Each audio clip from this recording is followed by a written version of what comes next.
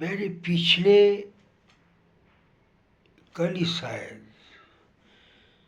Video बनाया है कि मेडिटेशन क्या है, मेडिटेशन क्यों करनी चाहिए,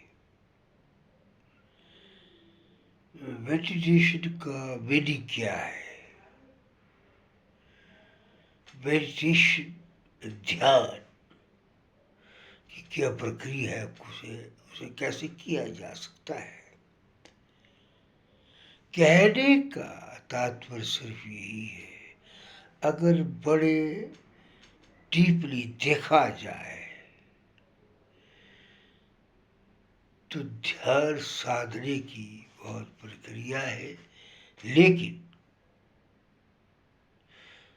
वो प्रक्रिया इतनी ज़्यादा उचित नहीं है। मान लो ध्यान आप आंखों पे लगाते हैं, उसका क्या मतलब हुआ? आंखें अच्छा बुरा देखती है, ध्यान वहाँ लगाना इतना उचित नहीं है, इतना प्रॉपर नहीं है।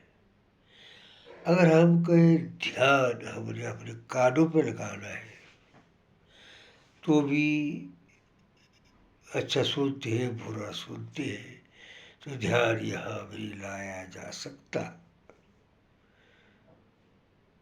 ध्यान अगर अपने वाणी पे, अपने मुख पे लगाया जाए तो वाणी या जो बोल है वो कभी अच्छे होते हैं, कभी गलत होते हैं, तो ये ध्यान को लगाया नहीं जा सकता। ये बहुत बड़ा एक वास्ट सब्जेक्ट है।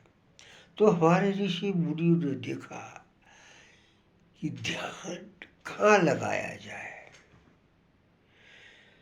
तो ऐसा रिजल्ट निकला। हमारे महात्मा बुद्ध है, उन्होंने देखा कि ध्यान सांसों पे लगाया जा सकता है। लगाना भी चाहिए कि सांस सांसें न अच्छी है न बुरी है, शुद्ध है, न इसमें कोई विकार है, सांस आ रहा है, सांस जा रहा है, ब्रीदिंग पैटर्न। तो मेडिटेशन के लिए सांसों पे ध्यान की प्रक्रिया को विपश्यना कहते हैं, जो महात्मा बुद्ध का एक बहुत बड़ा रोल है कि सांसों पे ध्यान लगाना चाहिए। अब ये मतलब है कि सांसों को ध्यान, आप हैरान हो जाएंगे सुनकर, जितने भी हमारे संसार के मनुष्य जो 24 आवर्स कहीं न कहीं इतनी तनाव में है, इतनी कष्टों में है कि ध्यान लगाना असंभव है सांसों में। तो मेरा सिर्फ एक अनुभव है, माइंड एक्सप्रेस द लाइफ। आप बैठे, सुखासन में बैठे, पद्मासन में बैठे, सिद्धासन में बैठे, ध्यान हमेशा सांसों पे लगना चाहिए। कैसे? सांसों को महसूस करो, सांस आ रहा है, सांस जा रहा है। जो साधक है, जो मेडिटेशन कर रहे हैं, उनमें एक प्रकार की शक्ति होनी चाहिए, एक ताकत होनी चाहिए, पेशेंस, धैर्य होना चाहिए कि सांसों पर ध्यान देते रहे, आ रहा है, जा रहा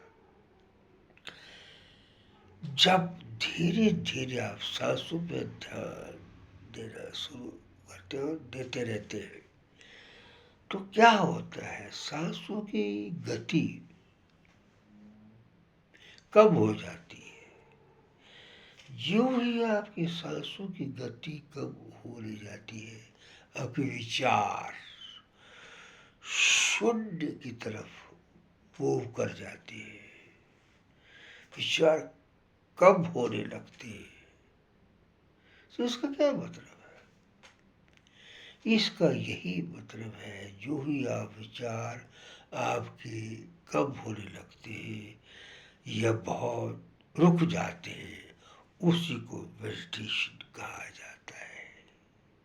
मैं मेरे मैं वीडियो बनाता हूँ तो मुझे इससे क्या लाभ है? हमारा एक अनुभव रहा है कि कोई भी मनुष्य, मनुष्य ही छोड़ो, आम आदमी छोड़ो, जो छोटे छोटे बच्चे हैं 10, 12, 15 साल के, उनको आप माँ बाप मेडिटेशन के प्रति रुझान रखते हैं। तो मेरा ये दावा है